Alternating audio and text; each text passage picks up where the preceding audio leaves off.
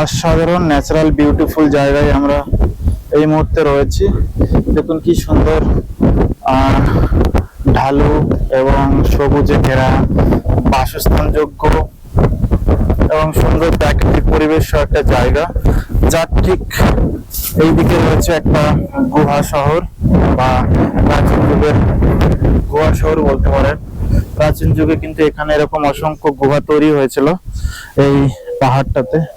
বিভিন্ন মানুষ বা তখনকার আদি মানুষ বা আমাদের পূর্বপুরুষরা কিন্তু এখানে আত্মরক্ষা এবং তাদের খাবার সংগ্রহ করে এখানে থাকতো।